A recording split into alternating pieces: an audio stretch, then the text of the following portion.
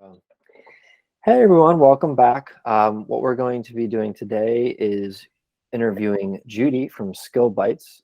She is a professional when it comes to publishing books, whether it's online or in actual book form. So welcome, Judy. How are you today? I'm doing great, Bill. Thanks so much for having me. Of course. First and foremost, tell us a little bit about, um, you know, books and why they're still relevant, why they're useful, and what specifically you focus on with books. Sure. Well, let me give you a little bit of background here. My main profession for 40 years almost has been as an attorney.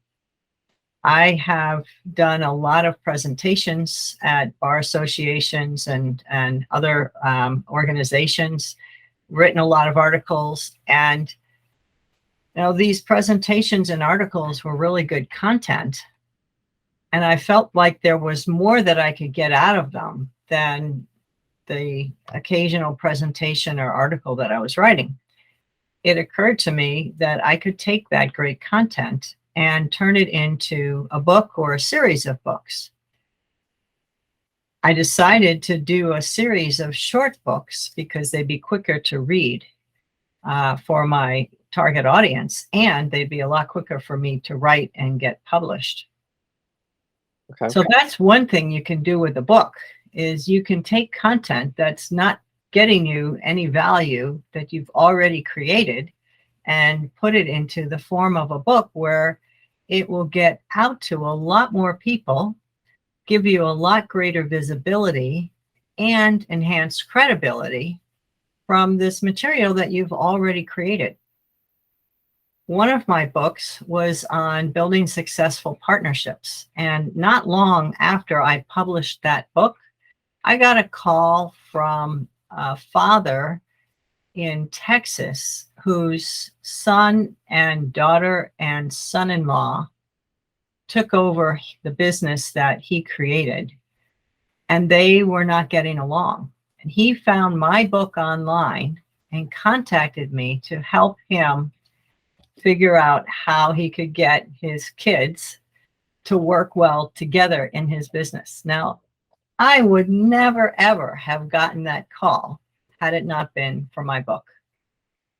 I can share a lot of stories from various authors of mine of deals that they got that they would not have gotten had they not had a book.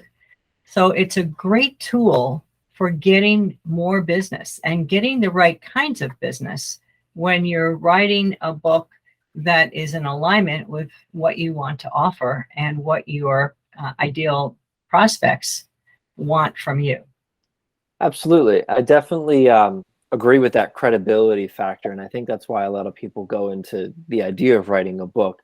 One thing that I think is a benefit now, too, is that when you're marketing in general, I think a lot of businesses always kind of go to the same things. And they always have like those tried and trues of like, I'm going to go online, I'm going to do social media, I'm going to do video, but they also forget to diversify, which I think is more evident when someone's doing follow-ups, because you might email, and then you might go to LinkedIn to try to change it up, or you might phone call to try to change it up.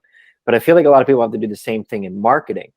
And when you're doing the same thing as everyone else with, just posting tons of content on social media or even just doing video, you kind of start becoming that white noise. And I feel like books is one of those ways to kind of really help diversify that, so that you're not being the same thing over and over again. And I think it still brings that the professionalism and the credibility that we were talking about, because I feel like books have always brought that aspect to people, because it's not something that everyone can do. You have to really know what you're talking about, or you have to really have a story to go with. And I feel like that brings that credibility. What are your thoughts on that? Definitely. I absolutely agree. Most people, when they perceive that somebody is a published author, they're automatically going to perceive that person as more credible than, say, somebody who is a creator of a blog or a podcast or social media or something else. It's definitely more difficult to get a book published. Mhm. Assuming that the book is well written, then it's going to be given more credence than other vehicles out there. But absolutely, you need to diversify. I'm not saying that you shouldn't do social media, you should only do a book. You need to do a variety of things because your audience may not be readers. They might be people who prefer videos, or they want something much shorter than a book or whatever. But having that book is going to give you a lot more credibility. And of course, if your book is on Amazon, then you have the opportunity to reach people that you might never have otherwise had that chance to meet. They'll find you, which is so much better than you trying to push your stuff out to them. Yeah, and that kind of leads into one of the other questions I have. So, what are the different forms that you can put a book into? Well, obviously there's paperback, there's hardback, there's ebook Hmm. versions, and within the ebook you have you can do a PDF that you can send people, but it's not the best format. The best format is probably an EPUB format. Okay. And anybody who wants can download a free version of an EPUB app that they can then read your EPUB files on. And the difference between EPUB and PDF is when you want to read something on your phone that's in a PDF, you have to scroll back and forth or up and down to see all the text. It's not going to reformat to the screen size. Hmm. Whereas an EPUB will automatically reformat everything so that you don't have to do all that scrolling. Yeah, that's good. I've read a couple books on online before, and it's hard to like shift things around every once in a while. Right. And then you can also increase the font, which is great for those of us who don't care to find our reading glasses. Yeah. Just increase the font, and again, it will reformat everything so that you don't have to do any scrolling. It's just the same size as your whatever your screen is. Absolutely. So that kind of leads into one of my next questions, which is what goes into writing a book and releasing it? Because I feel like a lot of people have different ideas on what might go into it, but you know, what does it take to put a book together and get it out there? Well, I think a lot of people are overwhelmed with the idea of getting a book written. Hmm. There's a lot of steps that you ought to go through before you actually start writing your book that will make it a lot easier for you to get that book written. Hmm. Step number one is, why do you want to write your book? What objectives do you have that you want to achieve from your book?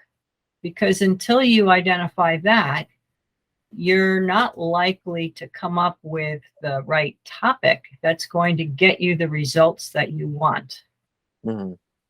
So once you know why you want to write the book, what you want the book to do for you, the next step is to try to figure out, who do you want as your reader who can help you get those results? Hmm. Because if you target the wrong group of readers, again, you're not going to achieve the results that you want.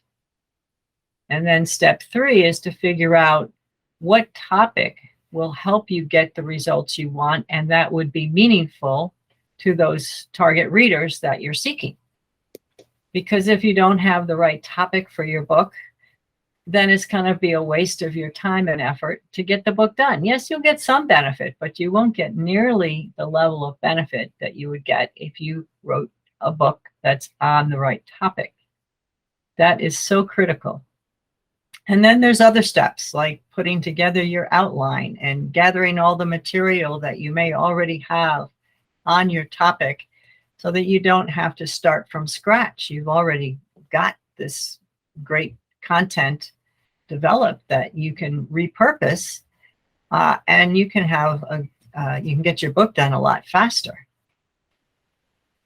Okay. And then when it comes to releasing it, what are some things to consider and, you know, put together Yeah, for a proper release of a book instead of just right. going here? A great question, because there are a number of steps that ought to be taken to get your book published the right way. And if you don't take those steps, then all of the effort that you put into writing the book is also going to be somewhat wasted, because your book is not going to be the quality that is going to reflect well on you. And so one of the first steps you need to take is to get a good editor to edit your book. Doesn't matter how good a writer you are, you still need to have an editor. People who have published many, many, many books still use editors, even though they're proficient writers, because you're a little bit too close to it. Yeah. Now, there are various kinds of editing, and so it depends on whether you just want your book to be proofread, or whether you want a copy edit or a developmental edit or whatever. After that, there's layout design. You want your book to look like a book and not a paper between two covers. Mm-hmm. And so there's a lot of elements that go into the design. The fonts that you have for the text and the chapter headings and the page headers, and all the front matter and back matter and all that stuff, the copyright, the ISBNs, all those things get done in layout design. There's cover design. You can download a free image on the internet and use that on your cover and put the text on that you want, and it's going to look pretty schlocky. You could even hire a graphic artist to create a cover for you. But if they're not a cover designer, the chances are that the cover will not be as good as a professional cover designer would do.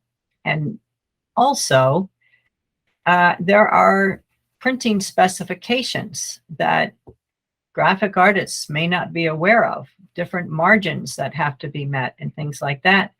I mean, Amazon's got over 67 pages worth of specifications, not all of which are just for the cover, but again, I've had so many clients come to me with covers that were designed by their daughter or their neighbor or their company's graphic artist or whatever, and they don't work.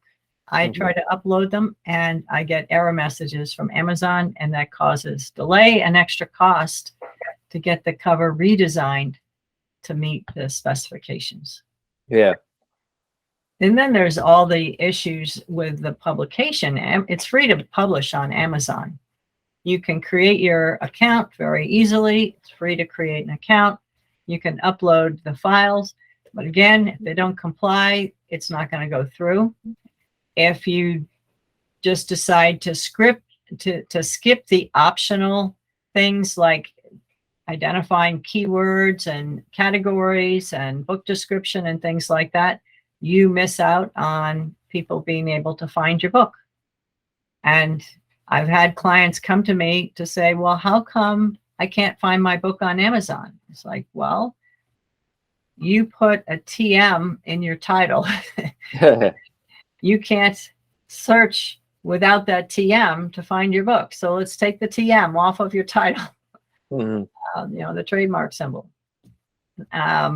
You didn't put any keywords in, so nobody's going to be able to search for you based on the subject matter, or your book is in categories that don't relate to your book, or there's so many things you can do wrong if you don't know what you're doing.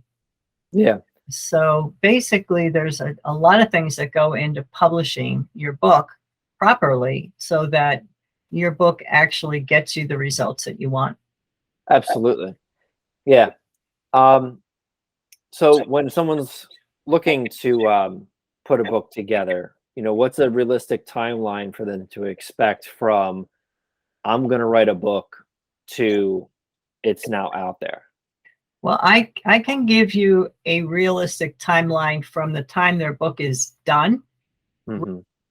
until publication, but unfortunately, people take different amounts of time to get their books written. Hmm. I've had authors who've taken over 4 years to get their books written, and I've had other authors who wrote their books in a month. So that first stage of how long does it take to get their book written, if they were hiring a ghostwriter, then depending on the length of the book that they're looking to put out there, I could give you a time frame. If it's a book in the 120 page range, it's probably about 4 to 5 months for it to be ghostwritten. That involves, the ghostwriter providing drafts and getting feedback and reworking the drafts and, all that stuff.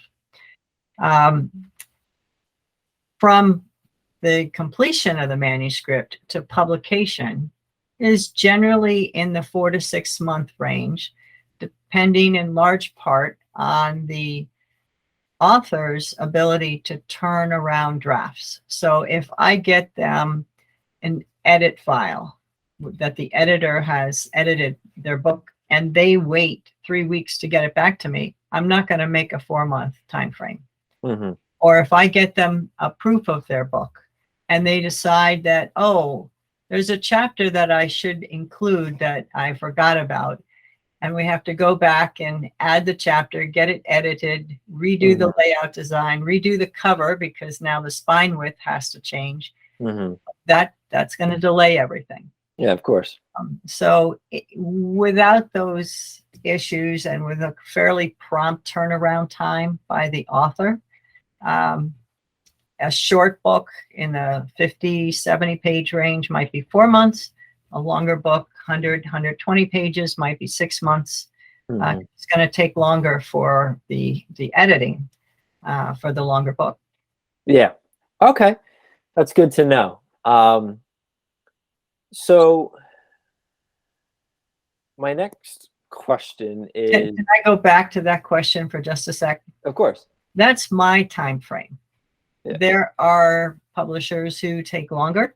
Hmm. If you go with a traditional publisher, for instance, which is great if you can get a traditional publisher, it can take a year to 2 years before your book comes out. And if your book is on a topic that is relevant today and your book doesn't come out for 2 years, then Yeah. no longer be relevant, or there may be some changes in the law or whatever that make your book no longer current. Hmm. Yeah. No, that's definitely a good point. So when someone's thinking, writing their book or whatever, what would be, for lack of a better word, a red flag that someone should get help with what they're doing? Well, you should have your book reviewed. You can have colleagues or clients or prospects take a look at your book and give you some candid feedback. And if the feedback that you're getting is, I don't understand this, or I am having trouble with how you go from point A to point B or point C to point D or whatever, then that's certainly a red flag. Yeah. If you get partway through the book and you decide, I'm not sure I'm going in the right direction here, or I'm not sure what should come next or whatever, then I would suggest getting some book coaching, that get some input from a professional publisher who can advise you that you may need to go in a different direction, or maybe your topic wasn't the best topic for you, or maybe you need to work on including more stories, or whatever the issue is that will help make your book a better, more effective book for you. Okay. Yeah. All right. So I think I have one question left. So my final question that I have would be, so like, if well, like, how would someone qualify themselves as ready to do a book? So, like, if I'm thinking like, okay, maybe I'll write a book, what are some things I should ask myself first to see if I really have what it takes to put something that's together that's going to actually like move forward, have what I need, like, from things like I have to be able to write X amount, I have to be able to have this like I should be able to, like maybe things that are they should be able to hit. I think I kind of went on there a little bit, but Okay, so yeah, I know where you're going with that. okay, good. For one, you need to have some experience. I mean, I focus on business books. If you've been in business for 1 or 2 years, you probably don't have enough experience to come across as an expert in your field. Mhm. If you've worked in that field and only just started your business, yeah, you probably do have that. But if you're fresh out of college and you've worked with a handful of clients, that's probably not quite enough. One of the really powerful parts of your books being an effective tool for you is stories. You need to have good stories of how you have helped clients, or how clients who didn't take your advice screwed up, or things like that will really drive home the points that you're making in your book. And if you don't have those, or you don't have more than one or two of them, it's not going to be as powerful for you. You're better off holding off with your book until you have more depth, more experience. Okay. But there are books of different lengths. So as I mentioned, I started with writing a series of short books. You can write a 30-page book with just a few stories and 10 or 12 points that you have almost like a checklist. That's not going to take you much time, and you don't need a ton of experience for that. But it makes a great giveaway. When you meet prospects, you can hand them a copy of your book and say, here, I think this might help you. I understand that this is your issue, and I wrote a book on this. Here it is. And what it does is it impresses the person that you're giving them something for free that's going to help them. They're more likely to want to follow up with you, or if they know of somebody else who could benefit from your book, they might pass it on to them. It gets your foot in the door of more opportunities when you have that book that you can give to people. Definitely. Yeah, definitely. So, all right, cool. Yeah. So, any other things you think people should know when they're thinking of writing a book or thinking of getting started or any of that kind of stuff? Sure. Well, as I started with your first question, was the first step that you take is determining why you want to write the book. You kind of need to think about what you're going to do with the book once it's written. It's like having a baby. It's not just the 9 months of the pregnancy. There's the 18 plus years after the child is born. And if you only think about the writing of the book and not everything that comes after it, you might find by the time you're done writing that you don't want to pursue all the other stuff. And then you've kind of wasted your time getting the book written. So marketing is a pretty big component of getting a book done. You either have to have that marketing savvy to promote your book yourself, or you have to have a budget to hire somebody. And if you're not willing to do any marketing, then that could be a problem. However, giving your book away, as I mentioned, can be a great strategy. I've had a couple of my authors who haven't done any marketing other than giving their book away. One of them was a real estate broker, a commercial real estate broker. He gives it away to anybody who contacts him with a commercial real estate project.